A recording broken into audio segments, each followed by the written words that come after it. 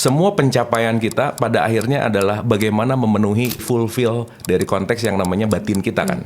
Bahwa nanti kita bicara tentang ekspektasi lah, happiness lah, reality gitu. Dan pada dasarnya saya rasa puncak dari semua adalah it's all about happiness gitu. Yeah. Happiness itu semuanya ada di titik tengah. Relationship, finansial, memaafkan, macam-macam. Itu bumbu masalah, not the real problem. Problem hidup kita secara esensial itu cuma satu. Apa yang aku inginkan nggak kejadian, selesai.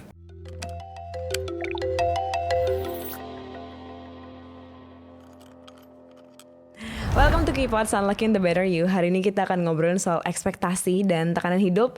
Dan sekarang bareng dengan Mas Abu Marlo di sini. Hai Mas. Hai Mbak Sandra, apa kabar? Baik, Mas apa kabar? Baik, terima kasih sudah mengundang saya. Yes, kita juga happy karena kedatangan Mas Abu di sini. Karena kan kita mau ngomongin mindfulness. Kalau tadi aku sempat cerita, lumayan banyak kita undangnya juga. Ya. Tapi biasanya perempuan. Oke. Jadi pas datang ngomongin mindfulness, laki-laki gitu ya. Jarang gitu? Iya jarang, Oke. karena kayaknya kalau laki-laki agak sulit bercerita juga ya. Dan kayaknya lebih tidak terbuka untuk, aku lagi merasa gini nih, kayaknya nggak kayak gitu ya. Dan itu berbeda dengan saya. Oh ya, jadi Mas berarti tipikal yang apa? Yang lebih Yang lebih banyak cerita. lebih banyak cerita ya. Sebenarnya happy daripada misalnya ditahan-tahan ternyata Iya dong. jadi apa gitu kan nggak Betul, bisa betul. bercerita. Betul. Ya kita happy banget. Dan yang ngundang saya itu biasanya orang bermasalah. Oh my god, apalagi kita Orang yang tertekan, Iya. bermasalah, ribet aja hidupnya gitu. Biasanya gitu. Bisa diundang dalam bentuk apa? Webinar, webinar ya. terus seminar, terus course, coaching gitu, macam-macam. Oh iya coaching juga Iya. benar. Dan ini menarik karena kan dulu kita mengenal Mas Abu ini sebagai part of mentalist ini ya, apa ya Magician. namanya? Magician lah Iya, ya iya. gitu ya. 2010. 2010 Iya. itu. Nah, 2010 usia berapa? aduh berapa aku di situ ya? 10 tahun, 9 Nah, tahun. cuman mau memastikan kita Iya, umurnya iya. nggak jauh beda gitu. Iya benar. Nah karena pas kemarin akhirnya dapat nama Mas sebagai narasumber kita, terus siapa ya Mas ini, terus aku coba cek juga. Ternyata ya magician itu tadi kan, kayak kenapa bisa dari magician tiba-tiba jadi orang yang apa ini sebetulnya mindful practitioner atau apa? Ya aku sih lebih selalu bilang, Conscious living. ya boleh lah Conscious apapun living itu lah ya. penamaannya Iya, lah ya. iya, Tapi iya, aku iya, selalu iya. bilang saya tuh adalah the student of life. Saya tuh Wow. adalah muridnya semesta yang selalu mau belajar gitu. Oh, Itu that's poinnya. so nice. Jadi itu satu. Yang kedua, saya selalu bilang juga bahwa saya itu hard worker. Saya selalu mengerjakan sesuatu yang hati saya menyuruh gitu. Nah, artinya di situ ada shifting memang. Gitu. Jadi saya hampir 15 tahun di dunia entertain. Iya. Ada satu perubahan yang signifikan yang akhirnya saya melakukan research. Saya research sudah hampir 15 tahun. Gitu, dan 3 poin yang saya research tentang religion, agama, consciousness, dan spirituality. Dan ini lagi beresin S3 sih, lagi bikin Iya. disertasi tentang ini semua yang udah saya jalanin hampir 15 tahun. Wow, tadi aku Gitu. pas dengar wah lagi doktor, lagi jadi S3 gitu ya, lagi Iya. belajar S3. Wah, berarti ini beneran niat banget untuk belajarnya. Enggak juga sih. Karena masa sih Mas, masa udah S3? Iya, Jarang S3 tuh loh, ngambil nggak S3 cuman iseng nggak aja. semua orang, aduh nggak mungkin, masa iya iseng. Tapi berarti memang ada satu perubahan tadi, ada turning point berarti ya sampai ke Pasti. sekarang. And what you get Mas sebenarnya? Iya, jadi turning point itu selalu hadir dalam keadaan yang tidak nyaman. Bahwa pencerahan itu selalu hadir dalam luka, dalam derita, dalam ketidaknyamanan. Dan saya mengalami itu di saat-saat saya ada di puncak karir pada saat di dunia entertain gitu. No. Dan kalau Mbak Sandra pernah dengar satu penelitian yang namanya toxic sukses. Oke. Oke, jadi ada satu peneliti namanya Paul Purcell PhD. Dia tuh meneliti 100 orang paling sukses di dunia. Almost 90% orang yang top of the top di dalam semua puncak karirnya hidupnya nggak bahagia. Almost 90%.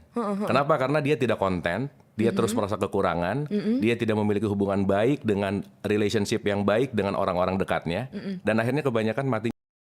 Oh my god. Gitu. Jadi kalau sekarang kita ngelihat orang yang di puncak tuh gimana banget, Iya. ternyata saya mengalami bahwa udah nyampe puncak, lihat kanan kiri nggak ada temen. Justru makin puncak makin hampa. Dan saya menyadari bahwa selama ini saya mencari sesuatu yang bukan esensi gitu. Selama ini saya mencari di luar, selama ini saya mencari siapapun, apapun dan lain-lain. Tapi saya tidak mencari diri saya sendiri.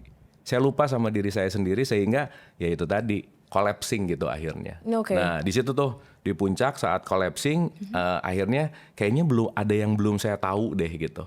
Kayaknya ada sesuatu hal yang saya belum dapat gitu. Karena waktu itu saya di dunia entertain tuh kayak robot gitu. Iya. Bangun tidur tuh udah di penjara sama schedule. Bangun pagi bisa flight ke Bali buat show. Siangnya makan siang bisa di Medan, Iya, malamnya udah live di RCTI gitu. Orang itu kan The Master kan. Iya, iya. Dan itu dilakukan bertahun-bertahun, jadi hidup kayak robot gitu. Dan saat hidup sudah seperti robot, saya tidak menghidupi hidup yang sejati gitu. Dan saya hanya termakan oleh rutinitas, oleh kebiasaan yang akhirnya lelah banget. Iya. Nah, dari kelelahan-kelelahan itu yang membuat saya bahwa kayaknya it's time deh. Kan hidup tuh dinamis ya.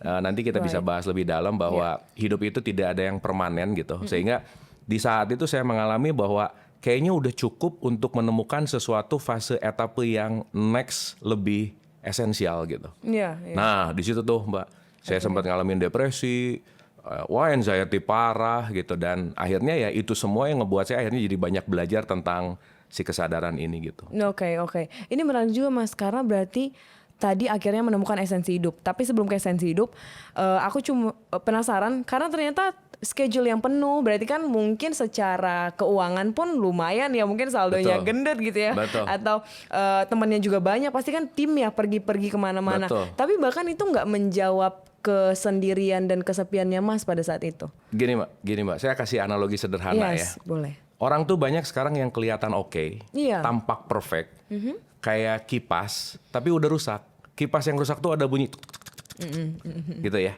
Jadi kelihatan kesana kesini, kelihatan aktif, kelihatan kerja, religius banget, tapi batinnya kosong gitu. Banyak teriakan-teriakan di dalam, berisik-berisik di dalam yang nggak didengerin. Oke. Nah, yang akhirnya ya tidak memenuhi aja gitu. Ya itu tadi, kelelahan, nggak ada meaning Iya. gitu. Dan saya dulu kecil punya cita-cita terkenal gitu, misalnya pengen masuk TV, udah tuh semua. Ternyata semua cita-cita yang dipengenin tidak memenuhi apa yang menjadi ketenangan batin gitu misalnya. Iya ya. Tidak memenuhi apa yang dibutuhkan gitu misalnya. Nah, saya pernah ketemu satu orang, ini untuk perumpamaan aja ya. Supaya nanti kita paham bahwa hidup itu teramat sangat paradoks gitu. Saya pernah datang ke satu orang, itu mau masuk ke gerbangnya aja, di depan itu udah ada Lamborghini. Di belakangnya ada Porsche. Di belakangnya tuh pokoknya mobilnya banyak banget aja. Dan dia ngundang saya hanya untuk satu, saya pengen tidur nyenyak, dia bilang. Penyakitnya cuma satu. Saya pengen tidur nyenyak seperti orang-orang yang di pinggir jalan itu tuh. Orang-orang di pinggir jalan tuh kalau ngelihat nyenyak banget. Iya. Di satu sisi orang-orang di pinggir jalan ngelihat rumah dia, saya pengen punya Lamborghini kayak dia gitu. Iya. That's paradox of life. Iya, Nah, iya. artinya semua pencapaian kita pada akhirnya adalah bagaimana memenuhi konteks dari fulfill dari konteks yang namanya batin kita kan. Bahwa nanti kita bicara tentang ekspektasi lah, happiness lah, reality gitu. Dan pada dasarnya saya rasa puncak dari semua adalah it's all about happiness gitu. Iya. Happiness itu semuanya ada di titik tengah. Nah, waktu itu saya terlalu collapse sekali, over dan seterusnya, yang akhirnya ya ngebuat nggak di titik tengah gitu. Makanya ya akhirnya begitu udah di karirnya dapat dan lain-lain, ada satu momentum yang ngebuat saya drop banget sampai nggak punya apa-apa kasarnya gitu. Nah, itulah perjalanan hidup selalu up and down gitu. Nah, saat di titik terendah nggak ada jalan lain, saat kita ada di titik paling bawah, jalan lain kecuali bisa naik gitu. Dan saat kita di titik paling atas, udah nggak ada jalan lain, juga harus turun gitu. Oh, Itu betul. poinnya. Nah, makanya saya selalu belajar bahwa di titik manapun kata kuncinya adalah acceptance. Karena di atas tidak di-accept, karena nggak mau ke bawah juga melelahkan. Iya Di sih. bawah dia tidak accept karena pengen terlalu ke atas juga melelahkan gitu. Nah, artinya manusia itu terlalu banyak berantem, berisik, ribut sama realitas yang terjadi gitu. Iya sih. Nah, pembelajaran itu yang sampai hari ini saya selalu belajar gitu. Jadi turning point-nya adalah menghadapi kepahitan hidup, karena pahit itu bukan hanya urusan finance, tapi bisa jadi tentang eksistensial gitu. Iya, setuju. Bahwa orang bisa kaya banget, tapi nggak happy. Karena kenapa? Susah merasa cukup. Itu yang Mas rasain dulu berarti. Dulu begitu. Merasa cukup itu Merasa tadi cukup. Dan akhirnya cita-cita saya waktu masuk TV terkenal, ternyata nggak enak ya jadi orang terkenal. Ternyata nggak enak ya jadi ini semua quote and quote ya. Iya. Dan ya saya menemukan sesuatu hal yang ternyata hidup bukan inilah gitu. Ternyata yang dicari pada fase itu beda dengan dicari dengan kesadaran yang berbeda gitu. Iya. Itu sih Mbak Sandra. Berarti you live happier kalau sekarang. Iyalah. Of course ya. Jelas. Iya, Kalau ngomong happier, iya. Pasti. Fix. Karena sudah menemukan esensi. Tadi penting juga nih Enggak Mas. menemukan sih, karena saya rasa esensi itu dinamis ya. Nah, Konteks hidup itu tidak ada yang ideal, tidak ada yang absolut, karena segala sesuatu tuh bertumbuh gitu. oh ya. Tapi at least saya sekarang lebih fokus kepada proses pertumbuhannya daripada hasilnya. Lebih mencintai prosesnya daripada overthinking dengan nanti gimana gitu. Iya, iya, Nah, buat saya kebahagiaan adalah saat menikmati di sini saat ini, mencintai prosesnya dan nggak terlalu sibuk dalam goals gitu. Jadi itu juga esensi hidupnya juga nggak Mas? Gimana? Apakah esensi hidup itu sama dengan kebahagiaan tadi? Kalau kebahagiaan kan menikmati prosesnya. Yes. Esensi hidupnya juga menikmati proses kah atau ada satu goals yang mau dicapai dulu? Saya rasa kalau kita ngomongin esensi hidup ini adalah esensi hidup ya hidup gitu. Menjalani semua itu gitu. Iya, Karena kan iya. kalau dalam perspektif yang mudah untuk saya ceritakan bahwa setiap kita tuh unik dan otentik. Kita semua punya path-nya sendiri. Iya. Kita semua punya kurikulumnya, silabusnya sendiri gitu. Tapi yang membuat jadi nggak bahagia, katakanlah film lah Mbak. Semua orang tuh punya castingnya. Orang yang menderita adalah yang nyuri casting orang lain gitu. Dia tidak cinta sama castingnya sendiri. Bahkan dia nggak tahu castingnya apa. Akhirnya dia mati-matian pengen jadi orang lain, memerankan orang lain, dan itu melelahkan Banget. banget. Iya. Gitu. It's so interesting ya. Kalau misalnya, tapi kan akan sangat susah ya Mas sebenarnya untuk kita bisa. Kalau kayaknya secara teori tuh enak gitu ya kita Betul, mengerti. betul. Tapi kalau misalnya ekspektasi kan sometimes nggak bisa dikontrol. Pasti. Nah kalau misalnya tiba-tiba itu datang, Nah, terus apa yang kalau Mas sendiri lakukan? ya gini, saya mulai mengganti kata susah dengan kata tidak terlatih. Tidak terlatih. Karena hidup itu urusannya latihan. Mbak Sandra bisa jadi orang yang pemarah karena tiap hari latihan marah. Betul? Mbak Sandra bisa jadi orang yang dermawan karena tiap hari latihan dermawan. Mbak Sandra mungkin susah memaafkan, bukan susah memaafkan, tapi tidak terlatih untuk memaafkan. Jadi kata kuncinya bukan masalah susah. Kamu pakai program apa dalam hidup ini gitu. Apa yang kamu ulang-ulang setiap hari itu akan menjadi kita gitu intinya. Iya. Nah, iya. pertanyaannya adalah, Mbak Sandra punya masalah nggak dalam hidup? Pasti. Contohnya? Anggaplah memaafkan gitu ya, susah memaafkan Oke, orang. ada lagi? Finansial misalnya. Ada lagi? Relationship. Oke, relationship, finansial, memaafkan, macam-macam. Yes. Itu bumbu masalah, not the real problem. What's the problemnya? Menurut Mas Sandra apa? Roots dari semua yang kita sebut masalah itu apa? Cuman satu, Pak. Hati yang nggak Problem hidup kita secara esensial itu cuma satu. Apa itu? Apa yang aku inginkan nggak kejadian, selesai. Ya. That's the only problem.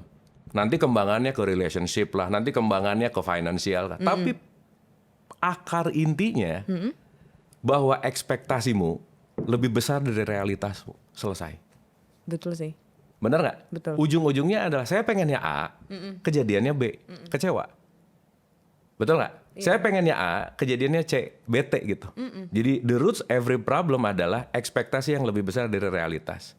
Tetapi kita sebagai manusia nggak mungkin nggak punya ekspektasi. Betul. Nggak mungkin. Iya. Karena ekspektasi itu part dari program diri kita. Jadi kalau kita nggak punya ekspektasi, nggak mungkin maju. Tapi saat kita terbelenggu sama ekspektasi, kita akan terborgol dan terpenjara gitu. So ekspektasi itu kayak borgol, tapi arah hidup itu kayak kompasnya misalnya. Sehingga kalau kita ekspektasinya contoh lah, Borgol. kita mau melakukan sesuatu berekspektasi, berarti lebih sibuk sama hasilnya daripada sama menikmati prosesnya. Udah gitu hasilnya nggak sesuai harapan lagi, kecewa. Nah jadi si ekspektasi nggak mungkin tidak hadir dalam hidup karena itu part dari hidup kita. Bener. Tapi buat saya ekspektasi jangan dijadikan nakhoda. Jangan dijadikan sebagai pilot, tapi biarkan ekspektasi jadi penumpang yang indah gitu. Karena dia akan selalu hadir kok dalam hidup gitu. Nah sekarang manajemennya adalah apakah ekspektasi ini yang menguasai diri kita Ya. atau penerimaan kenyataan yang menguasai diri kita. That's your choice. Oke, acceptance itu lagi ya. Tapi easy kalau misalnya untuk personal Mas. Kalau Ya. misalnya kita udah bersama-sama, anggaplah kalau misalnya case-nya corporate gitu ya, atau misalnya kita Ya. kerja, kita kan Ya. bertim gitu. Betul. Kita kan nggak bisa, aku misalnya sudah di tahap ya udah acceptance, Ya. ekspektasinya jadi tidak jadi nakodanya gitu. Tapi yang lain kan kita nggak bisa kontrol ya. Benar. Kalau kayak gitu keadaannya, Nah, mending resign sih. Ribet karena banget. nggak sepikiran ya. Iya, ngapain? Nah orang takut resign karena Iya, takut sama masa takut. depan gitu. Bener. Betul nggak? Kan nggak gampang soalnya. Memang nggak gampang, cuman Tahu ya kalau orang kena kayak kaca serpihan kaca, Iya. kena kaki, dia kan nempel nih. Kalau serpihannya nggak dicabut akan sakit terus nggak? Betul. Nah orang yang takut resign adalah dia mengeluh tiap hari karena dia jalan sakit karena ada tempelan-tempelan itu gitu.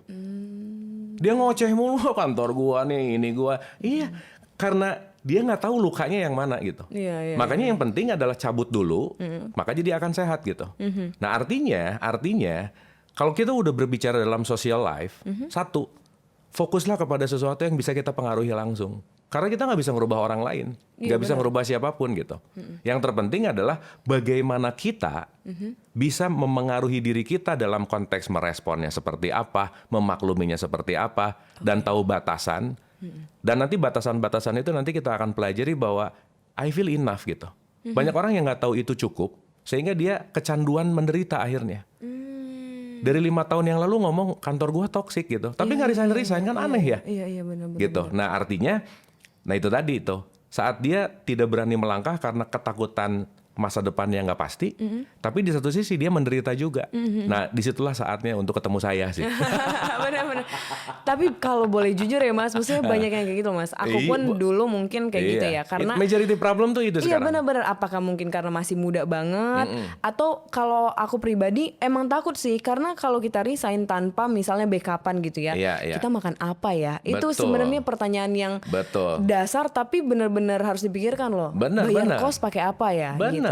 Jadi gini, beda Jadi antara gampang. sabar, tawakal, ikhlas, dan bego ini beda tipis empat-empatnya nih. Apa tuh? Kayaknya tipis tuh. Tipis bedanya. banget. Nah, orang resign karena kompulsif, tapi dia tidak memikirkan planning, itu bodoh namanya. Ya tetap aja planningnya perlu ada gitu. Tetapi yang jauh lebih penting adalah jujur kepada apa yang dirasakan oleh hatimu. Karena saat hati kita banyak dibohongin, kita pretending something, mungkin kita tetap mendapatkan pekerjaan, mungkin kita bisa bayar bill dan sesuatu gitu. Betul. Tapi kita burning ourselves juga gitu. Nah itulah yang saya masuk mencari titik tengah. Kapan saatnya untuk off, kapan saatnya untuk on, kapan saatnya untuk melakukan sesuatu. Kan yang paling mendasari adalah kesadaran gitu. Contoh gini Mbak. Banyak orang nggak tahu roots dari masalahnya, maka dia melakukan pengobatan tidak sesuai dengan lukanya. Misal, Mbak Sandra kamarnya gelap dan berantakan.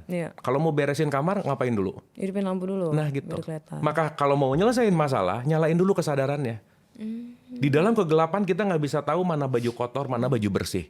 Mana sampah, mana yang bukan sampah. Karena gelap gitu. Nah, banyak orang yang pengen cepat-cepat nyelesain masalah, tapi lupa nyalain lampunya gitu. Sehingga saat dia nggak nyalain lampu, dia ngerasa produktif melakukan sesuatu, tapi tidak menempatkan sesuai dengan tempatnya. Baju kotor ditempatin di yang bersih, baju bersih disimpan di cucian. Karena kenapa? Nggak ada enlighten di situ, nggak ada cahaya di situ, nggak ada kesadaran di situ gitu. Dan sulit jadinya. Berarti apa ciri-cirinya kalau misalnya kita belum ngerti cara conscious? Orang-orang yang tidak conscious itu apa ciri-cirinya Mas? Gini, orang yang tidak conscious itu selalu sibuk dengan perkataan orang lain. Itu nomor 1. Orang yang conscious tidak menghidupi dirinya, tapi menghidupi mimpi orang lain. Oh my God. Jadi dia terlalu sibuk dengan omongan orang lain, ocehan orang lain. Jadi dia menghidupi semua yang diomongin orang lain, kecuali menghidupi dirinya sendiri gitu. Akhirnya jadi apa? Cari validasi. Jadi melakukan bukan fulfill, tapi proving. Saya mau ngebuktiin nih. Validating gitu. Untuk memvalidasi segala sesuatu gitu. Artinya apa? Saat kamu sadar, kamu benar-benar memilih sesuai dengan apa yang kamu butuhkan, bukan trigger dari faktor eksternal gitu. Caranya sampai situ gimana Mas? Karena aku pun mungkin ngerasa ya, oke lah kita nggak mau proving orang lain ya, tapi kan kadang kita perlu mendengar orang lain karena mungkin kita mau dapatkan feedback. Misalnya kita kebingungan menentukan pilihan. Iya, atau kampus mana gitu deh biar case-nya lebih aman ya. Kebanyakan bingung dan pelin-pelan juga ciri-ciri nggak sadar berarti kan. Oh ya. Akhirnya kita tergantung sama omongan orang lain. Jadi nggak pede nih. Ketidaktahuan sih itu. Ketidaktahuan. Berarti nomor 1, caranya gimana? Perbanyaklah pengetahuan. Terutama pengetahuan tentang dirimu. Karena kita tuh punya mekanisme, Mbak. Kita tuh tahu bahwa kita adalah bagian dari physical body. Tapi physical body itu tidak stand alone. Kenapa? Karena di dalam sedikit kita punya soul. Soul itu punya mekanisme gitu. Jadi self-engineering, kebanyakan orang nggak kenal sama dirinya karena dia nggak tahu how the mind works misalnya. Bagaimana pikiran kita bekerja, bagaimana emosi bekerja, bagaimana sistem semesta ini terjadi gitu. Sehingga dia menskenariokan hidupnya seinginnya dia, tapi nggak selaras sama operating system hidup gitu. Oke. Masukin gini, gampangannya gini. Masukin software Android ke iOS gitu. Kan nggak mungkin ya. Orang softwarenya di Android, masukinnya di iPhone gitu misalnya. Iya, Ya nggak mungkin dong. Jadi pertama, kenali dulu operating systemnya seperti apa. Realitas tuh apa sih? Bagaimana semesta bekerja gitu. Apa sih hukum-hukum yang ada di dalamnya? Apakah saya kompatibel dengan realitas ini atau tidak? Nah itulah yang saya sebut bahwa knowledge is power gitu. Oke. Artinya, saat seseorang sekarang mengalami penderitaan, Ya. anxiety, Iya. itu semesta lagi memanggil bahwa kayaknya kamu kurang pengetahuan deh. Oke. So, menyelam Belajar. lebih dalam. Belajar. dong. Iya, Gitu. iya. Nah, orang yang sadar pasti mau belajar dan mau berubah. Tapi orang yang terjebak sama ekspektasi, orang yang terjebak dengan habits, dia pasti akan muter-muter di tempat yang sama. Burn out lama-lama. Nah, itu pilihannya ada di situ gitu. Cukup nggak ya Mas kalau misalnya kita belajar dan punya cukup pengetahuan gitu ya untuk menentukan suatu keputusan, tapi kita nanti misalnya di depan tiba-tiba temen kita gitu nanya, ih kok milih itu gitu misalnya decisionnya, kan itu gini. Kita nggak trigger lagi dengan itu. Cukup nggak ya dengan belajar aja? Gini Mbak, ada orang pengen six pack, tiap hari cuma nonton orang nge-gym, nonton terus channel, tapi dianya nggak nge-gym, dianya nggak diet, berubah nggak kira-kira? Tidak. Jadi intinya adalah knowledge is power, iya, tapi latihan adalah kingnya gitu. Karena kalau kita tidak melatih pengetahuan kita, itu tidak akan embody kepada diri kita, maka nggak akan ada perubahan. Tahu sabar, tapi perlu berlatih sabar. Orang yang sabar bukan hanya tahu sabar, tapi aku bisa berlatih sabar. Pertanyaan saya, sabar penting nggak dalam hidup? Penting. Mas Andra kalau pengen sabar gimana caranya? Harus ketemu sama orang yang bisa men-trigger kesabaran Benar. saya. Berarti saya mau sabar, saya perlu banyak ketemu orang nyebelin. Berarti orang menyebalkan berkah nggak? Bisa dibilang ya kalau melatih sabar ya. Oh. Gitu. Oke. Tapi kalau misalnya ini masih pertanyaan tadi sih. Ya. Kalau misalnya akhirnya ke trigger gitu ya, kita udah latih tapi masih tetap ke trigger, apa sih yang harus kita lakukan atau apa prinsip yang harus kita tanamkan di dalam pikiran gitu, Mas? Ya berarti kalau masih ke-trigger sama faktor eksternal, ya kamu kalah terus dong. Oh, berarti itu memang belum selesai dengan dirinya Belum atau selesai. apa? Belum mengenal dirinya banget berarti ya. Berarti dia belum bisa menguasai regulasi emosinya. Gitu. Sekarang saya tanya Mbak, kalau kita ke-trigger, Iya. contoh, Mbak Sandra namanya dijelekin sama orang lain, sakit hati nggak? Sakit. Pertanyaannya, yang ngebuat sakit hati itu dijelekinnya atau udah ada luka di dalam? Wah, pertanyaan sulit nih. Contoh nih ya, Bisa saya bisa punya luka dua-duanya. di sini. Orang megang tangan saya di sini. Sakit nggak? Enggak sih. Enggak dong, karena nggak hit ke lukanya. Iya. Tapi begitu tangan saya gini, buff, sakit nggak saya? Sakit. Maka luka itu sudah selalu ada di dalam dirimu. Orang hanya men-trigger untuk ngasih tahu bahwa kamu punya luka di situ gitu. Oh. Dia cuma mencet bel. Kita kirim barang lah, Iya. gosen, Iya. food dan lain-lain. Begitu nyampe ke rumah kita mencet bel nggak? Dia mencetnya di luar di dalam. Di luar. Mencetnya di luar tapi bunyinya. Di dalam. Berarti semua semua omongan orang yang membuat kita luka, lukanya udah ada di dalam. Dan mereka hanya push the button untuk menyadari bahwa kamu punya luka itu. That's interesting. Paham nggak? Iya. Artinya orang yang membuat kita sakit hati apa, itu sebetulnya sign untuk menyadari bahwa banyak wound nih di sini. Banyak trauma nih di sini gitu. Dan saya selalu bilang bahwa at the end of the day, kita akan banyak berterima kasih kepada orang yang paling kita benci. Karena tanpa mereka, kita nggak mungkin ada di kelas ini. Nggak mungkin ada di kesadaran ini. Nggak sadar ya benar. Gitu. Jadi mereka dihadirkan untuk apa? Untuk ngingetin bahwa ada sesuatu di dalam dirimu yang selama ini kamu tidak nggak tahu. Padahal itu udah teriak lama gitu. Nah butuh nih sosok-sosok nyebelin ini nih untuk ngingetin bahwa kamu masih luka loh di situ. Gitu. Sadar lagi Mas. San. Kayak maksudnya lumayan relatable karena aku juga mungkin orangnya lumayan yang cepat untuk ke trigger ya. Jadi Yeah. lumayan cepat marah, lumayan cepat yang exploding gitu. Oke. Dan ternyata mungkin bukan karena orangnya yang nyebelin 100% ya, tapi Yeah. mungkin karena ya sumbu pendek yang karena ada tadi trauma atau Iya. apapun yang disebut lah Dan ya, yang luka paling yang menarik belum lagi selesai adalah gitu karena ya. Mbak Sandra latihan itu tiap hari gitu. Iya benar-benar. Karena Karena tinggal dengan orang yang sama itu. Satu hal gitu. Iya. Karena sebenarnya bukan masalah minggal dengan orang yang sama, tapi aku mau melatih atau tidak gitu. Wah, At some point, bener juga sih. penting juga untuk keluar dulu dari circle yang toksik ini gitu. Karena mungkin kalau lukanya terlalu banyak disentuh-sentuh kan tetap sakit ya. Iya, At some point iya. kita harus keluar dulu gitu. Iya. Untuk ya udah Keringkan semakin luka oke, dulu ya. balik lagi dengan different power gitu. Oh, Artinya nice. orang bisa buat kita bete nggak? Bisa banget. Orang bisa buat kita kecewa nggak? Nggak bisa. Karena aku yang mengizinkan dia mengecewakan Oh aku. gitu ya. Lah, kalau Mbak Sandra Unbuttered. ada orang ngomong jelek dan Mbak Sandra tidak memilih untuk kecewa, omongan jeleknya akan seperti suara biasa aja gitu. Tapi benar sih, benar. Dan itu yang susah. Bukan susah, tidak terlatih. Tidak terlatih, benar. Salah memilih kata.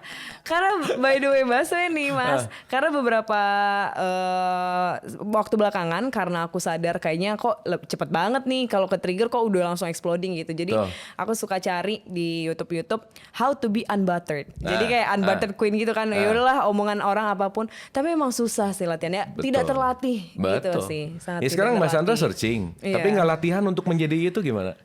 Nah, Pertanyaannya iya sih. punya nggak waktu dalam satu hari sejam aja talking to yourself, sejam aja untuk menghening, sejam aja untuk kita lepas dari hingar-bingar di dunia, untuk masuk nanya ke dalam. Itu kan sekarang waktu yang mahal buat manusia modern gitu. Exactly. Jangan kan sejam, 10 menit tanpa HP aja kita kadang panik Iya ya. makanya. Iya. Apa yang harus aku bicarakan ke diriku di 1 jam itu Mas? Ya pertanyaannya nomor satu adalah jujur. Jujur. Apa yang lagi aku bener-bener rasain? Karena kebanyakan orang nggak jujur sama perasaannya, pretending to be okay, Ya. padahal not okay. Padahal it's okay to not okay gitu. Saat aku jujur, aku tuh lagi bete. Selesai. Contoh gini, kita kadang begitu tubuhnya lelah, dianggap perlu makan. Ya udah, karena nggak tahu akarnya lelah perlu tidur, makan yang banyak. Berarti kan nggak cocok dong. Iya. Nah sekarang ditanya nih, butuh apa sih? Perasaanku lagi ngerasain apa sih? Apakah kecewa? Apakah kesel? Apakah dendam? Just admit with it gitu. Saat aku mengakui, Iya. karena emosi itu didesain bukan untuk ditolak, tapi untuk diterima, ajak ngobrol. Kamu mau ngapain jadi tamuku di sini? Emosi tamu loh Mbak. Easy come, easy go. Makanya kalau saya pinjam pakai puisinya Rumi, life is a guest house. Tubuh ini ya kayak guest house. Setiap hari tamu yang datang dan kita nggak bisa ngontrol tamu yang datang tuh selalu baik tuh nggak bisa. Iya. Maka welcome and entertain them all. Mau baik, entertain them. Mau buruk, entertain them. Karena kenapa? Ya namanya juga guest house ya. Bahwa kalau kita kerja di hotel untuk menjadi pelayan, mau yang nyebelin atau enggak tetap harus disenyumin kan? Betul. Nah at the end of the day, yang kita pahami dalam konteks ini adalah saat kita true to our feeling, healing akan terjadi gitu. True to our feelings ya. Yes. Karena banyak orang yang nggak jujur sama perasaannya. Kamu gimana, baik-baik aja? Oke kok. Padahal di sini gitu. Iya. Nggak tahu gitu intinya. Jadi harusnya dikeluarin aja, diceritakan saja. Betul. Gini, perasaan yang nggak enak yang tidak dikeluarkan, dia akan cari jalan untuk bagaimana dia keluar. Jadi tubuh lelah lah, sumbu pendek lah, Iya. macam-macam gitu. Betul. So that's why once kita tahu rootsnya apa, nanti mekanisme teknisnya bisa kita cari gitu. Itulah kenapa perlu knowledge. bener. Dan knowledge terdalam itu dari perspektif saya ya. Knowledge tentang knowing who you are. Knowing who you are. Kan itu menarik loh. Iya bener. Mbak Sandra tanpa nama siapa coba? Mbak Sandra tanpa gelarnya siapa coba? Iya. Ya, sekarang kalau kita bicara aku Abu. Abu tuh namaku. Aku MBA sekarang, mau doktor, itu gelarku. Iya. So who really am I? How to answer itu? Aku baru kepikiran. Ya, kita harus podcast 10 episode lagi. Apakah dengan sifat gitu menjawabnya? Aku adalah orang yang seperti ini gitu. Aku adalah orang yang seperti ini menunjukkan aku adalah orang. Berarti kan keluar dong. Oh. Betul nggak? Iya. Sekarang pertanyaannya, Mbak Sandra sifatnya pemarah. Apakah 24 jam pemarah? Enggak. So, marah bukan Anda. Oke. Betul nggak? Marah adalah sifatku. Iya. So, the true you, the true I, the true self, siapa sih gitu? Itu kan basic fundamental pembelajaran dari zaman Yunani kuno lah. Kalau dalam perspektif itu ada Socrates tuh bilang kalau di Temple of Apollo, who am I?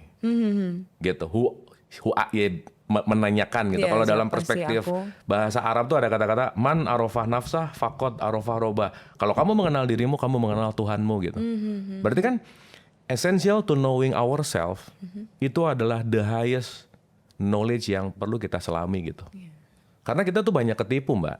Iya. Ketipu sama identitas, ketipu sama pikiran, bahwa you are not your mind loh. Karena aku menggunakan pikiran. Tapi pikiran tanpa aku dia nggak bisa kerja. Pertanyaannya, apakah aku menggunakan pikiran atau pikiran menggunakan aku gitu?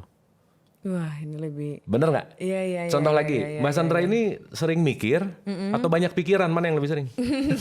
Belum bisa. Ya udah. Sering mikir ya kayaknya. Nah, Ya. saat banyak pikiran kan lagi nggak mikir. Berarti mind using you. Berarti mind kan not you gitu. Emotion kan not you gitu. Makanya aku merasa. Iya. Sesuatu kalau udah pakai aku merasa, berarti kan bukanku gitu. Ini gelasku.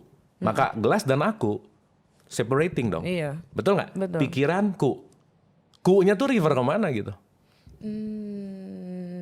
Oke. Nah saya nyari ini 12 tahun masalahnya. Iya benar-benar. Makanya kayaknya pertanyaan simpel ya kalau ditanya, tapi kalau misalnya lebih filosofis ditarik ke dalam ternyata aku sampai sekarang nggak tahu nih jawabannya apa. Iya. Aku isi dengan sifat kah? Iya. Aku adalah apa atau apa itu? Iya, tapi kan nanti berkembang ya. Yes, At least Mbak yes. Sandra dapat triggering something. Iya. Gitu, dapat triggering something. Karena shifting kepada kesadaran, nih ya saya garis bawahi ya. Iya. Shifting kepada kesadaran, kunci utamanya cuma satu, Apa tuh? asking, bertanya. Tanya terus ya. Karena tanpa bertanya mati kita. Setuju. Karena kalau nggak nanya, nggak akan ada sesuatu yang baru gitu. Contoh nih, Mbak Sandra punya chat GPT, Iya. yang langganan 2 juta sebulan, tapi nggak pernah dikasih nanya. Dia dapat jawaban nggak? Kita dapat jawaban nggak? Nggak. Berarti jawaban yang baik datang dari pertanyaan yang mendalam. Jadi saya punya hashtag, Iya. sedalam apa pertanyaanmu, sedalam itu juga pencerahanmu.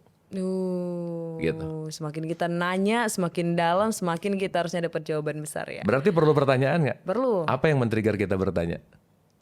Kebingungan? Bukan, Apa dong? penderitaan. Oh, harus So penderitaan. saat tidak menderita, nggak akan muncul pertanyaan. So itulah kenapa suffering call us back home. Kalau kata Rumi, luka adalah tempat cahaya masuk. Kalau kamu nggak pernah terluka, kamu nggak akan mendapat cahaya gitu. Nah ini mood circling nih. Iya. Muter lagi, muter lagi. Gitu. Iya. Itu sih. Tapi ini lumayan enlightening juga sih, karena ternyata kan banyak orang yang bahkan meng-avoid atau menjauhi penderitaan ya. Selalu kan Betul. dalam doa kita juga kan, ya Tuhan jauhkanlah penderitaan, biarkan aku hidup dalam ketenangan gitu ya Betul. Mas. Tapi padahal kita nggak tahu nih dengan apa tadi luka tadi, penderitaan tadi sebenarnya membawa kita ke hal yang Iya. lebih baik mungkin ya. Gimana kalau jawaban Tuhan, emang siapa lu ngatur-ngatur gua gitu? Iya Ayo. benar. Kalau misalnya itu juga sih membingungkan sih. Kan aku Tuhannya katanya Iya, ya. kan gue yang ngatur, lu ngatur gue lagi iya, gitu iya, misalnya iya. gitu ya. Ya balik lagi. Nah itulah saat kita hidup dalam dogma, doktrin, tradisi, itu kita akan sulit untuk shifting gitu. So that's why kita perlu critical thinking, kita perlu logic, kita perlu asking gitu. Tapi after kita ngomongin ini ya Mas, apakah berarti kita nggak perlu ada ekspektasi? Nggak bisa, Tetap harus ada kan? nggak mungkin. Ekspektasi itu nggak bisa Iya, hilang. Iya. Karena kalau nggak ada ekspektasi mati juga. Sama kayak ego. Benar. Iya. Ego tuh bukan nggak perlu. Yang diperlukan adalah dikontrol. Jangan membiarkan ego yang mengontrol kita. Mbak Sandra kalau nggak punya ego, nggak punya ekspektasi, nggak akan jadi host kayak gini. Betul juga. Iya. Makanya tadi pertanyaan aku adalah kalau misalnya kita nggak punya ekspektasi, kita jadi nggak punya standar hidup, kita nggak punya goals gitu loh Mas. Betul, Jadinya. betul. Nah, cuman jangan menuhankan standarnya. Karena Iya, standar iya, kamu iya, belum iya, tentu yang terbaik dalam realitas gitu. Nah, right, bener. Itu intinya. Jadi kalau mau pakai bahasa sederhana, semakin kita mau menikmati hidup, jangan banyak harus gitu. Harusnya, udah tuh. Kalau ambisius gimana? Ya balik lagi, ambisius ke arah mana dulu nih? Untuk mencapai goalsnya tadi Gini, yang dia Mbak, pikir. di dalam kesemestaan, Iya. the law of universe, ada disebut law of rhythm. Seambisi apapun, kalau nanamnya sekarang, nggak mungkin besok tumbuh gitu. Selalu ada masa tumbuh, selalu ada jatuh tempo. Dan itu nggak bisa diatur. Gitu. Betul. Gimana kita mau ngatur masa tumbuh? Gimana kita mau ngatur arah? Gitu. Makanya kalau saya analogikan di pesawat, kita cuma bisa jadi penumpang yang baik aja udah. Iya. Karena nggak bisa masuk ke ruang kokpit, ke kanan, ke kiri, nggak bisa untuk gitu. kontrol ya. Biarkanlah pengendali itu mengendalikan realitas gitu. Oh, oke. Jadi seambisi apapun ya balik lagi ya. Tapi bukan berarti jadi malas. Bukan berarti jadi ogah-ogahan. Yes. Jadi nggak peduli. Bukan. Itu jadi fatalis namanya. Tapi tetap di titik tengah bahwa saya melakukan ini dengan sungguh-sungguh. Tapi saya siap menerima semua konsekuensi dari realitasnya. Kan that's the point gitu. Karena saat kita sibuk dengan goals minded, banyak yang kecewa pasti gitu. Betul sih. Karena apa yang kita ekspektasiin, kebanyakan nggak kejadian secara realitas gitu. Iya. Makanya rumusnya happiness, reality dibagi ekspektasi. Happiness, reality, bagi ekspektasi. Yes. Jadi kalau ekspektasinya meninggi, Iya. tingkat happinessnya berkurang nggak? Iya dong. Kan pembaginya lebih gede. Iya, benar. Betul nggak? Contoh. Iya, benar.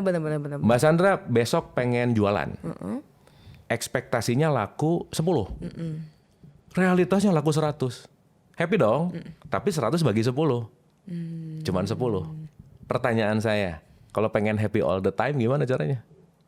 Berarti yang E-nya? E-nya di nolin. Nah, karena sesuatu dibagi 0, pasti tak terhingga. Iya. Nah, zero expectation adalah nggak sibuk dengan goals gitu. Berarti kalau misalnya yang sekarang ini dengan hidup yang lebih conscious, cara kita untuk set tujuan hidup kita gimana? Apa nggak perlu ada goals tadi itu? Perlu. Tetap Kan perlu, arah kan? perlu ada dong. Bener. Arah perlu ada. Iya. Tapi poinnya adalah jangan sibuk di arah gitu. Contoh, Mbak Sandra pengen arahnya ke sana. Iya. Dalam berapa hari? Dalam berapa waktu? Gimana caranya? Berarti kita setting goals. Betul? Iya. Startingnya di sini. Ya udah, jangan hidup di sini dong. Tapi step by stepnya dinikmati gitu. Karena tahu arahnya mau ke sini. Jadi jangan juga kita nggak ekspektasi tapi tidak ada orientasi. Dua hal yang berbeda nih. Tuh, benar. Gitu. Iya. Bukan nanti gimana nanti aja. Jangan gitu juga gitu. Tapi kita perlu orientasi arahnya mau kemana. Benar. Nah, manusia modern penyakitnya apa coba? Baru 2 langkah ganti cita-cita. Baru 2 langkah ganti cita-cita. Dan dia ngerasa udah berjalan jauh, bekerja keras, merasa nggak nyampe-nyampe. Kenapa? Ya baru 2 langkah ganti cita-cita. Kapan mau nyampenya? Right. Karena mungkin orang-orang sekarang rentan kayak kalau udah jalan terlalu lama menurut standarnya mereka ya Mas. Berarti jangan dilamain salahnya. Betul. Berarti harus redirecting gitu. Kalau udah tahu kita lewat gerbang tol, next keluar. Kalau kamu masih jauh ke sana makin mahal gitu. Iya, benar. Gitu. Redirection itu penting banget. Secepat kita menyadari kita perlu balik kanan, segeralah balik kanan. Kenapa? Cost-nya lebih mahal nanti ke sana. Betul. Mau cost emotion, mau cost expectation, so returning gitu. Sekarang aku ngeliat juga ya Mas, kayak selain ekspektasi ternyata banyak orang yang mungkin tidak tenang aja. Aku nggak tahu nih apakah tidak tenangnya memang karena ekspektasinya terlalu tinggi atau mungkin kehidupan sekarang yang terlalu hustle gitu loh, banyak yang dicari. Betul. Nah, kira-kira apakah penyebabnya sama nih? Orang yang hustle ini, hatinya nggak tenang gitu batinnya. Mbak gimana mau tenang? Baru bangun tidur, belum sadar hidup, udah ngurusin hidup orang lain coba. Lewat HP ya. Ayo gimana?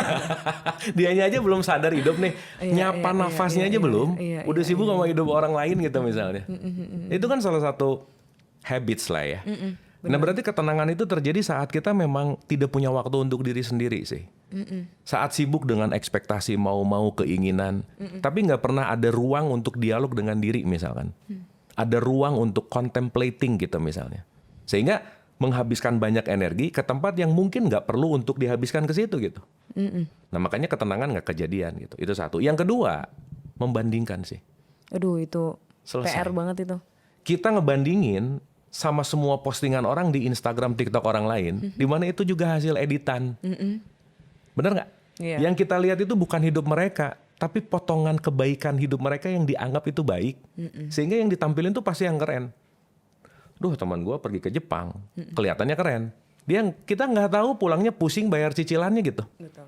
Kita nggak tahu proses dia mungkin ada problem, berantem dan lain-lain gitu. Maka saat kita terlalu sibuk menyimpulkan dan membandingkan dengan sesuatu, let's say sosial media, nah salah satu chaotic dalam tidak tenangnya kita adalah selalu membandingkan sih. Itu berarti dua hal yang. Itu saya rasa dua hal yang banyak sih Mbak. Iya, yang benar. tambah satu lagi deh, validasi sih. Oh, cari validasi orang Cari lain. validasi, gitu. Kalau apakah ketidaktenangan batin ini hanya tentang diri sendiri kayak tadi Mas? Maksudnya mencari validasi atau membandingkan diri sendiri atau lebih kompleks misalnya masalah yang lebih struktural gitu loh. Ekonomi misalnya. Iya. Sebenarnya kan bisa nggak sih kita tenang kalau tahu kita nggak bisa bayar cicilan itu deh misalnya. Iya, balik Itu lagi sekarang berat, kalau kan? kita tahu nggak bayar cicilan, yang bisa kita lakukan terbaik apa? Kan urusan nggak bisa bayar cicilan, mungkin cicilannya 5 hari lagi. Iya. Tapi kita udah chaos di sekarang. Berarti kita hidup di masa depan nggak? Iya dong. Iya, memikirkan- Saat hidup di masa memikirkan depan, lagi. Ha. berarti kita kekurangan fokus di saat ini. Maka kita akan berputar-putar dengan kekhawatirannya, tapi nggak nyari way out gitu. Karena kita sibuk di masa depan nih. Aduh gimana? Iya. Gitu kan kira-kira. Betul. Nah, at least nih, at the end cicilannya juga nggak kebayar. Tapi kalau kita sekarang udah berusaha, ya at least kita udah doing the best. Ya realitasnya emang belum bisa dibayar gitu. Dan nggak apa-apa. Ya, ada konsekuensi paling. Benar. Sekarang saya tanya, Harus ada konsekuensi. bisa ngambil cicilan ini kan pilihan kita sebelum ngambil cicilan, betul nggak? Iya. Dan segala bentuk yang terjadi pada hidup kita nggak bisa nyalahin cicilannya. Kan kamu yang milih. Iya, setuju. Yang ini. Pertanyaannya saat kamu memilih dengan sadarkah Nah, betul. atau kompulsif gitu? Iya. Karena at the end of the day kita nggak bisa lepas dari konteks yang namanya konsekuensi. Setuju. Itu sih banget. poinnya. Setuju Nah sekarang banget. mikirin cicilan terus nggak kerja misalkan, nggak berusaha, nothing kan. Iya. Cicilan akan tetap ada, waktu akan tetap jatuh tempo. Tapi at least saat sekarang bisa menikmati hari ini, ujung-ujungnya nggak kebayar, tapi tiap hari nggak dalam keadaan khawatir gitu. Bisa nggak ya? Bisa ya. Pilihannya di kita ya. Tapi ya Your choice. aku suka banget sama statement-statement yang kita pelajarin juga dari kemarin-kemarin ya Mas. Ya. Bahwa memang setiap yang kita lakukan dan setiap yang kita hadapi itu adalah harus dari keputusan yang conscious, keputusan yang sadar. Betul. Betul. Jadi kita sadar nih tahun depan atau mungkin beberapa hari ke depan kita akan menerima cicilan gitu misalnya. Betul. Ya, itu dampak dari keputusan-keputusan sadar kita. Betul. Dan yang Itu menarik sih. adalah 98% keputusan datang dari ketidaksadaran. Itu yang terjadi. Iya. Kenapa? Karena yang mengambil alih adalah alam bawah sadar kita, habits kita, Emotions juga. emotion Iya, kita, emotions ya. not Iya, your iya, conscious bener. gitu. Bener. Makanya saat lagi emosi, saat aku tahu lagi marah, lagi apa, 2 poin. 1, diem. Oke. 2, jangan ngambil keputusan. Betul lagi. Itu intinya. Karena saat kita emosi ngambil keputusan, pasti konsekuensinya nggak oke gitu. Benar, setuju. Apalagi kalau ke uang ya Mas. Maksudnya kalau boleh sharing, bahkan misalnya kita lagi happy banget, nanti kita akan gampang untuk mengeluarkan uang. Tapi Betul. kalau misalnya kita lagi sibuk banget, itu juga kita akan lebih rentan untuk kayak ketipu gitu karena nggak bener isi kepalanya. Jangan lupa Mbak, orang yang tiba-tiba dapat lotre miliaran, cepat mati juga, stres, tegang juga sama. Iya. Jadi nggak punya duit, tegang, kebanyakan duit nggak jelas, tegang juga, mati juga ujungnya gitu. Berarti kan poinnya bukan di situ, tapi how manage our emotion gitu. Ya, it's powerful sih. Itu poinnya di emotionnya, karena kontrolnya bukan dari eksternal, tapi dari dalam gitu. Iya. Makanya jangan berjanji saat bahagia, jangan mengumpat saat sedih. Udah titik tengah aja. Oh kalau lagi banyak duit banyak janji kan, gue traktir lah. Nanti duitnya udah habis lupa, katanya mau traktir, aduh ya udah gitu. Makanya lagi di atas nggak usah banyak janji, nggak usah banyak gimana-gimana yang ya udahlah ya. Di bawah juga ya udah juga. Titik tengah tuh one of the best. Tenang aja ya, orangnya tenang aja gitu ya Mas. Bisa nggak ya Mas tenang kalau misalnya kita banyak masalah ini kan kita ngomongin ketenangan batin ya. Yes. Tapi kan ya ada masalah yang tampak di depan kita gitu ya. Iya. Bisa nggak ya kita tenang? Pertanyaannya kenapa kita harus nunggu badai selesai sementara kita bisa pasang jangkar gitu? Contohnya? Karena badai nggak akan pernah selesai. Iya benar. Tapi saat kita bisa memasang jangkar, badai apapun tidak terlalu memengaruhi gitu. Karena yang membuat kita safe ini karena punya atap. Air nggak masuk ke sini kalau hujan. Kapan kita bisa ngatur hujan? Nggak bisa. Betul nggak? Betul. So pilihan adalah ketika kita mau melihat ini masalah sebagai sesuatu yang buruk, masalah sebagai sesuatu yang bertumbuh, semuanya datang dari mindset. Karena semuanya pasti tergantung pemaknaan kita gitu. Benar-benar. Tapi kan ada beberapa hal yang mungkin maknanya memang besar dan diakui secara besar. Misalnya apa ya? Kalau misalnya kriminal gitu, ada seseorang yang udah, maksudnya seseorang yang kita sayang ternyata masuk penjara gitu misalnya. Kan itu kan nggak bisa kita, nggak apa-apa ini masalah, kita bisa ya mengatasi hal ini. Kan Dan saya nggak bilang itu nggak apa-apa, pasti apa-apa. Iya pasti apa-apa. Tapi perlu menerima nggak bahwa kenyataannya dia masuk penjara.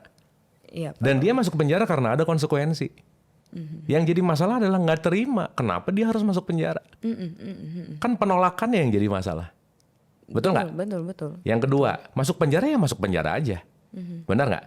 Tapi karakteristik skenario di dalam pikiran kita, orang yang masuk penjara adalah inilah, itulah. Betul nggak? Itu kan impactful tapi Itu kan karangan-karangan di sini. Kalau nggak usah jauh lah, masuk penjara tuh dalam lah ya. Iya dalam banget sih. Mbak Sandra nge-WhatsApp orang, orangnya nggak balas. Intinya problemnya cuma satu, tidak membalas. Tapi Mbak Sandra udah mulai mengembang. Kayaknya dia mulai bosan deh sama gua. Kayaknya. Kita langsung hidup ke dalam ilusi nggak? Iya dong. Makanya nanti kalau kita bisa belajar lebih dalam, salah satu sifat jiwa kita itu tukang ngarang. Iya, iya, iya. Dan merasa karangannya tuh benar gitu. Tapi kalau untuk hal-hal yang kompleks kayak aku bilang tadi, kalau penjara mungkin lumayan gede ya Mas. Cuma kan ada masalah-masalah yang memang kompleks dan diakui, oh iya kompleks sih itu. Kalau misalnya miliaran misalnya utangnya, Iya. itu kan kompleks dan emang Benar. susah gitu. Dan Sekarang nggak bisa pertanyaannya mau dipikirkan. utangnya miliaran, urusannya ya dibayar lah. Mau Iya, gimana pun kan tetap bukan ngelihat miliarnya. Benar, Tapi benar. perjalanan kamu mau menghadapi masalah itu atau tidak gitu. Jadi kata kuncinya bukan seberapa besar dan seberapa kompleks masalahnya, tapi keengganan kita untuk menghadapi itu. Karena berpikir bahwa aku tidak layak mendapatkan masalah ini gitu. I deserve best dari ini. Betul, betul juga. Padahal ini hasil konsekuensi gitu. Berarti kan bukan urusan masalahnya, benar nggak? Iya, iya, iya. Karena yang perlu kita sadari, semua masalah yang datang kepada Mbak Sandra, itu adalah hasil dari konsekuensi pilihanmu juga gitu. Kalau kehilangan orang, Sama aja dong. misalnya ditinggal meninggal gitu. Ya kehilangan kan part dari hukum hidup. Betul nggak? Betul. Berarti pertanyaannya yang bermasalah bukan hilangnya. Aku nggak mau dia hilang. Iya, benar. Betul nggak? Betul. Berarti kehilangan sesuatu yang pasti nggak? Pasti. Pertanyaannya ngeributin yang pasti buat apa? Kembali lagi penerimaan. Nah gitu. Oh. Betul nggak? Betul, Berarti betul, semuanya kan bisa diurai nih. Iya, iya, Nah, kenapa semua tampak ribet? Kenapa semua tampak kompleks? Karena kayak benang kusut nggak tahu uraiannya seperti apa. Nah, ngobrol, dialog, kita mau melakukan apapun, itu kan sebetulnya lagi mengurai. Karena kita perlu orang lain juga untuk melihat perspektif yang kita nggak pernah lihat sebelumnya gitu. Begitu ngobrol, iya ya, kok gua nggak kepikiran gini? Nah itulah kenapa kita disebut makhluk sosial yang nggak bisa mandiri dalam hidup gitu. Iya, kita butuh orang lain ya, Mas. Oke, so when problem comes dan kita udah sadar oh iya ada masalah pasti gitu ya. Apa cara terbaik untuk kita bisa berdamai, mengerti dan accept bahwa ini ya memang hidup gitu, Mas. Oke, problem itu pro and balance. Pro and balance itu artinya bergerak maju. Mbak Sandra kalau nggak punya masalah nggak akan maju hidupnya. Oke? Berarti problem itu sesuatu yang membuat kita jadi Grow. Ya. Nah sekarang pilihannya cuma ada dua, mindsetnya. Apakah ini menyakitiku atau peluang aku untuk tumbuh? Cuma ada dua, terserah. Saat kita memilih ini adalah menyakitiku, kita akan melihat penyakitnya. Tapi saat tahu bahwa problem datang adalah untuk membuat aku bertumbuh, maka aku akan belajar sesuatu di situ gitu. Saat belajar, di situ kita bertumbuh. Dan nggak ada problem, nggak ada pertumbuhan, nggak ada perbaikan. So we need problem in our life. Betul nggak? Mbak Sandra bisa jadi kayak gini kan banyak banget masalahnya hidupnya, bener nggak? Kok gitu sih, Mas? Loh, bener nggak? Kita Iya, tapi kita melewati banyak rintangan. betul. makanya Maksud bisa saya sampai di sini tahapan sekarang. kita saat ini, Iya, kita iya. melalui banyak masalah nggak? Betul. Itu maksud saya. Kecil atau besar pun itu masalah. Kecil besar kan relatif ya. Bener. Gitu. Apa yang kira-kira perlu kita lepaskan sekarang ini kalau misalnya kita masih susah untuk menghadapi masalah tadi itu, Mas? Penerimaan gitu. Iya, yang penting untuk dilepaskan adalah ekspektasi yang tidak mengikuti realitas. Itu dulu. Sadar bahwa kenyataannya ya gini. Mau gimana? Ini putih, mau gimana? Nggak bisa dijadiin hitam gitu. Dan itu berlaku kecuali saya pesulap bisa aja. Tapi Coba karena dong. Ya. Gitu. ini bisa terjadi kalau udah ada kontrak bayaran sih. Itu intinya masalahnya gitu. Nah, artinya kalau saya menyadari dan saya nggak tahu, nggak akan paham bahwa saya nggak bisa ngerubah warna ini. Iya. So fokuslah kepada sesuatu yang bisa kamu rubah langsung. Bukan sesuatu yang tidak bisa kamu rubah. That's nice. Karena kamu akan wasting time memikirkan sesuatu yang kamu nggak bisa rubah buat apa gitu. Iya. Nah sekarang pertanyaannya kalau udah nggak bisa diapa-apain, jalan terakhirnya apa? Terimalah bahwa kenyataannya begini gitu. Iya. Itu, Mbak. Dan itu yang perlu dilatih ya, Mas. Nah. Aku setuju sih itu. Penerimaan harus selalu dilatih. Karena nggak ada orang yang diberikan anugerah sabar tuh nggak ada. Sabar itu skill. Ikhlas itu skill. Mbak Sandra kalau nggak pernah latihan untuk jadi MC, nggak akan terlatih jadi MC. That's skill. Ikhlas itu skill. Iya ya. Iya. Jadi nggak mungkin kalau tiap hari milih marah, berharap pengen jadi orang ikhlas. Nah itu harus ke RSJ kayaknya. Cara ngelatihnya gimana, Mas? Cara ngelatih praktek benerannya deh. Untuk Iya. ikhlas ya. Karena kan Iya. ikhlas itu kayaknya lebih dalam dari sabar ya. Iya. Ikhlas itu bener-bener kayak legowo Iya, gitu ya. iya, Apa iya. Mas yang harus kita lakukan? Satu sih, Apa tuh? membuat jeda antara sesuatu yang datang dan keputusan. Jeda ya. Jeda, nggak ada lagi. Karena ada 2 tipe. Satu namanya reaktif, 2 namanya responsif. Iya. Contoh, saya tuh penyuka kucing. Jadi kalau kucing saya lagi saya mainin pakai bulu-buluan gitu tuh, ngikutin nggak dia? Ngikutin nggak dia? Iya. Sekarang saya tanya, si kucing ngikutin bulu-buluan karena kehendak dia atau karena pancingan si bulu-buluan ini? Karena Pancingan dong. Kalau nggak dipancing dia kan nggak gerak. Iya. Itu namanya reaktif. Oh. Saat Mbak Sandra marah karena orang lain menyebalkan, berarti dia yang memegang remote controlnya Mbak Sandra. So, jangan pernah menitipkan remote control bahagia kita di orang lain. Gimana caranya? Sebelum ngapa-ngapain, jeda dulu. Iya, iya. Thinking, this is good? Bermanfaat nggak? Oke nggak? Karena begitu kita punya jeda, at least yang kita lakukan bukan reaktif, tapi responsif gitu. At least kita punya waktu untuk kritikalnya nyala, consciousnya nyala, bukan di hijack sama habits gitu intinya. Iya. Jadi kata kuncinya paling sederhana adalah belajarlah menjeda. Ini harus dipelajarin. Ini aku setuju karena banyak hal sebenarnya udah lumayan sering dengar, tapi memang pas prakteknya kan lumayan susah ya Mas. Cuman tadi dikasih banyak insights juga bahwa oh iya ya yang pegang, kenapa juga kita harus merelakan diri kita marah. Betul. Padahal orang lain yang pegang, enak aja dia gitu ya sebenarnya dalam Iya, pikiran kasaran kita ya, kata kasarnya gitu. gitu ya. Berarti pertanyaannya banyak dengar tapi tidak ter-apply, jangan-jangan nggak ngerti. Gitu. Iya, Karena iya, kalau iya, nggak ngerti nggak akan dapat. Betul. Berarti understanding itu nomor 1 gitu. Karena kalau ngerti dan tahu bahwa ini bermanfaat, pasti willingness to do-nya tinggi. Iya. Willpower-nya akan ada di situ gitu. Mau sih. Mau untuk berubah pastinya. Ya gitu. Jadi dari skala 1 sampai 10 mau berapa berubah nih? Kalau cuma 1 2 ya udahlah. Enggak lah. Nah, berarti yang pengen dirubah kan yang nggak enak banget, bener nggak? Iya. So that's why suffering call us back home. Oh, that's nice. That's powerful actually. Berarti Mas, menurut Mas Abu, dari tadi kita ngobrol banyak.